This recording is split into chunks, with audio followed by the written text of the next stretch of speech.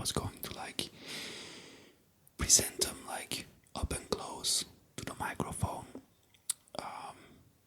Yeah, without further ado, I think I'm just gonna get into the facts. Maybe I will do like some triggers, but I'm not really good at that. If I'm being honest, that's something I still need to grow. Yeah, I have to still grow into that, I guess.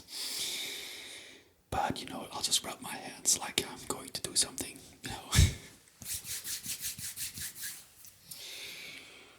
But anyway, beginning with fact number 1, as always. What a surprise. Before the Panzerfaust was being used, German soldiers had to rely on other tactics to destroy enemy tanks like the T-34 Russian tank.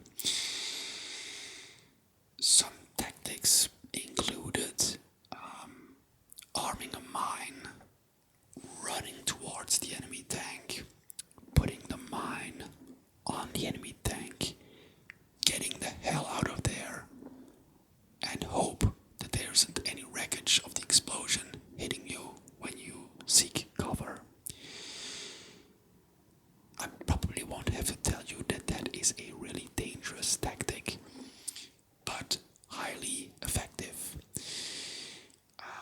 There is in fact it's not really a story, it's a story, but it really happened, where two German soldiers, they like armed a mine and they put it on a tank, on a T-34.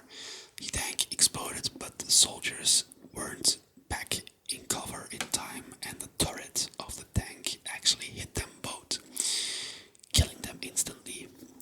So it was really risky.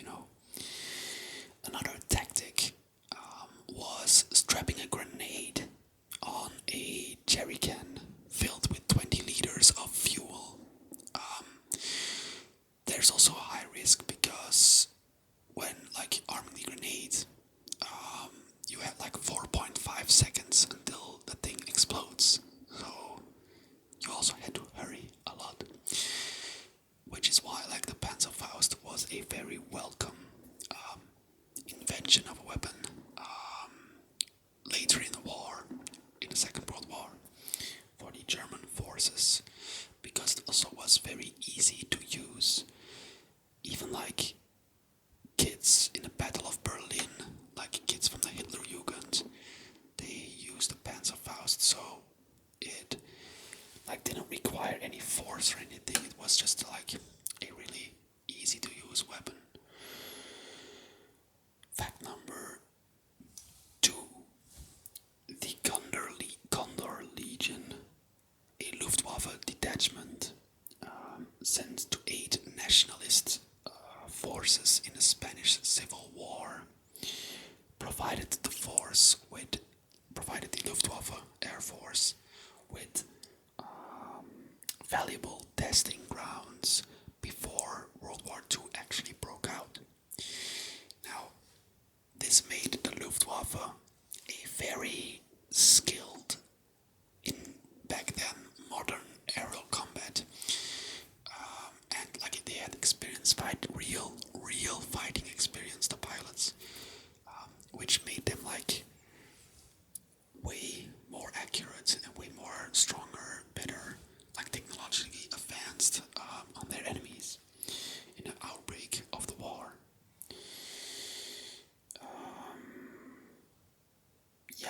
Moving on to fact number 3. World War II started with the invasion of Poland in 1939. Hitler did not expect the UK and France to declare war on Nazi Germany when he invaded Poland. Some sources even state that Hitler was visibly distressed when he heard about the declaration of war. Now Hitler anticipated just some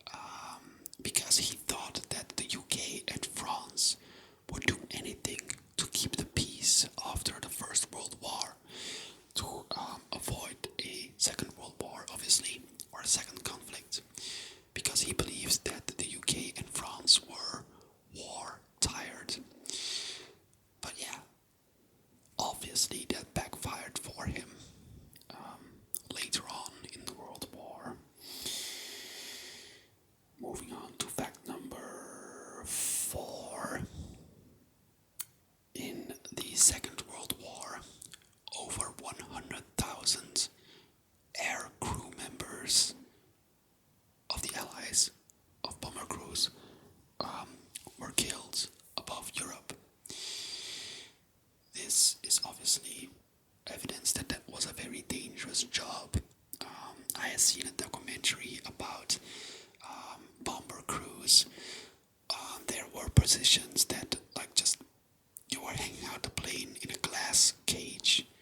You were just like not a sitting duck, like a flying duck actually, for enemy fighter planes, because like the glass obviously gets pierced really fast, and yeah, you're kind of like hanging in this bubble underneath the plane, vulnerable to AA fire as well, which are basically like some sort of mortar shells, I guess, flying up in the air.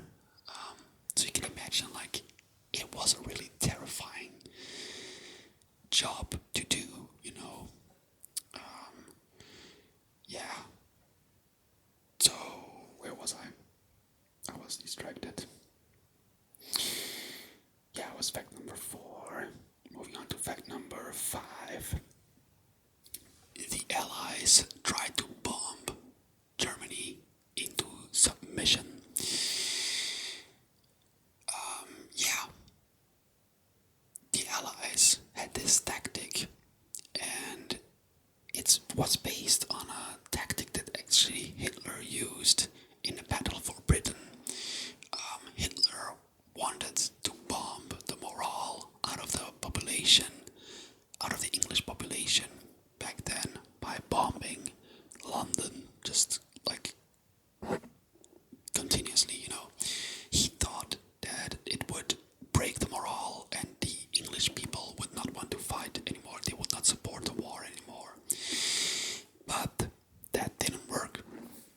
And a lot of critics, they were like, why are the Allies now doing the same thing? It's not working. And some people still say it didn't help at all, because it just like empowered the German citizens of the bombed cities to like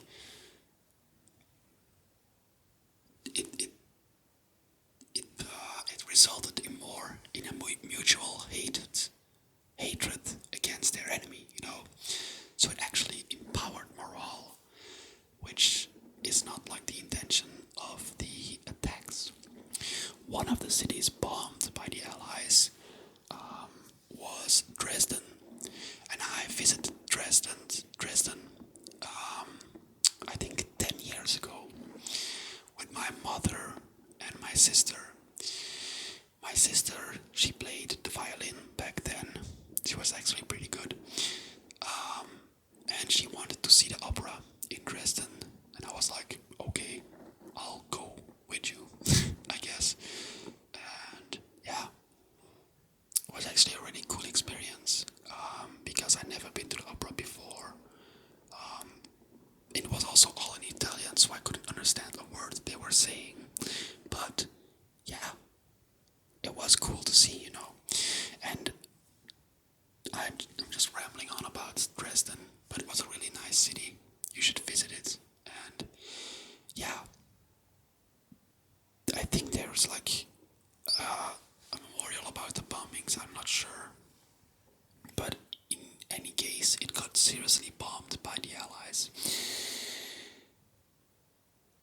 Moving on to the next fact. Fact number 6, I believe we are at.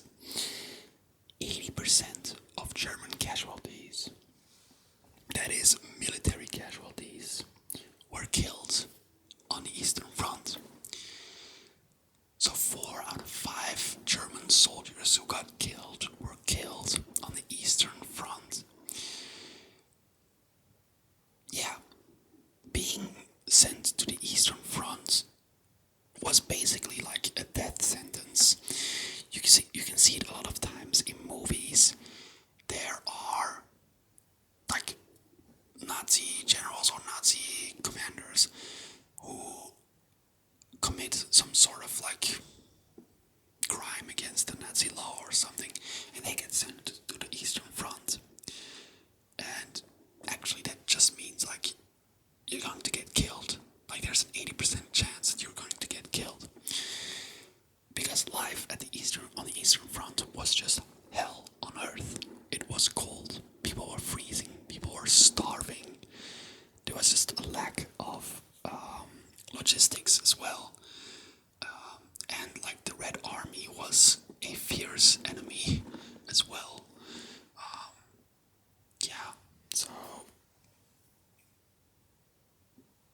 don't get sent to the Eastern Front, I guess. Fact number 7. Only 20% of Russian men, born in 1923 lived after the war, survived the war, Second World War. So imagine, that's like 1 dude in 5 that survives the Second World War, which obviously is catastrophic for a country, you know. It's even said that to refill the gap between men and women in the Soviet Union after World War II. The Soviet Union, it lasted up until I don't know, I guess even the 70s or 80s, I think, even that gap was filled, you know, because so many people died in World War II. Yeah, which brings me to the next fact. Fact number 8. This is a rather shocking one, you know. I only found out about this a couple of years ago and I was like, hey, they never taught me that in school, but it's actually real. The Battle of Stalingrad resulted in more Russian casualties, that is military plus civilian, than the entire casualties of the American and UK forces combined during the entire war. The Russian military suffered over 1 million casualties in that battle alone.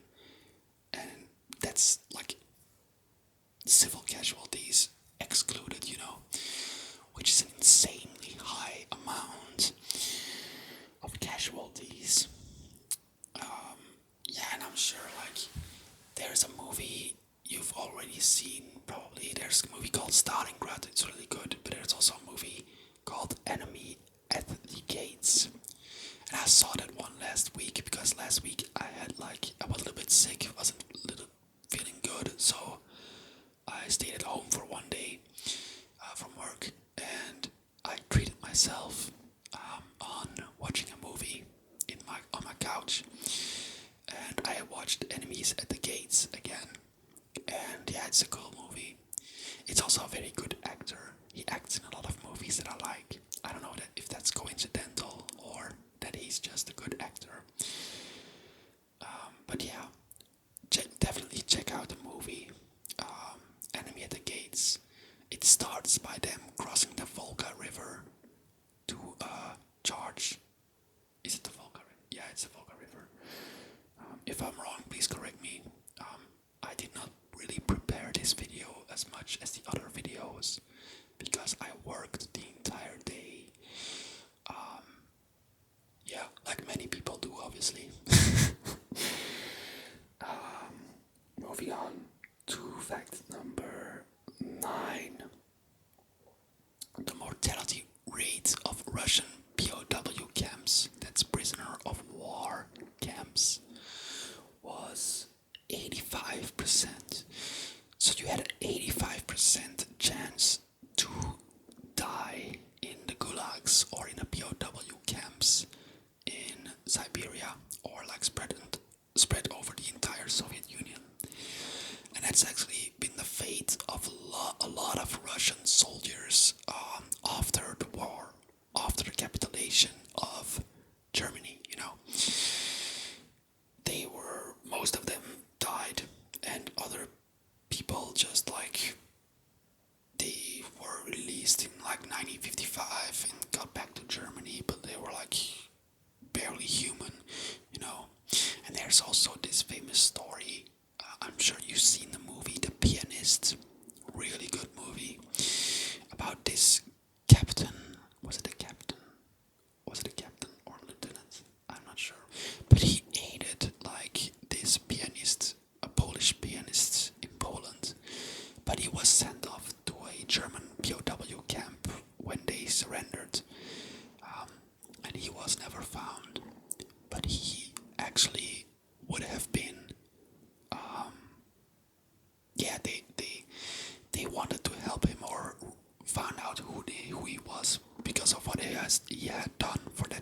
like Jewish refugee back then, but was all in vain because they couldn't find him in the camps, and he died in those camps as well. Spoiler alert, if you haven't seen The Pianist, my sincerest apologies. Moving on to the final fact of today's little video. If the atomic bomb on Hiroshima and Nagasaki did not suffice to make Japan surrender to the Allies, the next target would have been Tokyo. So we're all very glad that didn't happen because, let's just hope there won't ever explode another atomic bomb, because that's messed up, obviously. So eventually Japan surrendered, and it was also back then that the Japanese people heard a radio speech, and that radio speech was nicknamed the Voice of God, because the emperor himself spoke to the Japanese people to tell them that Japan had made peace with America, which obviously just meant that they surrendered, but and that was a real shock to a lot of Japanese soldiers and commanding officers.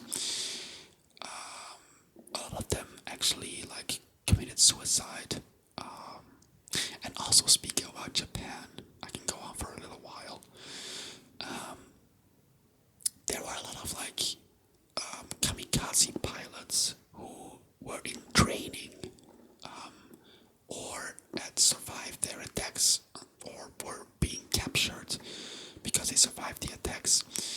And after the war, they were blamed for the defeat of Japan in Japanese society, and that resulted in a high level of suicide of those ex-kamikaze pilots, some of them who were still in training when the war ended, but also some of them who had just been incredibly fortunate to survive their attacks and were captured. And they were blamed in Japanese society for the defeat. And they obviously felt really bad about that and ended their lives. So that's a tragic story, actually. Yeah. Anyways, I guess that wraps it up for today. I really, really hope you enjoyed the video, and I really, really hope you subscribed to my channel, because I would really like it if you'd subscribe, if I'm being totally honest. If you liked the video, please leave a thumbs up. If you like more videos like this video is part of a playlist of all my videos on historical facts. You can just let it play and doze off, or sit back and listen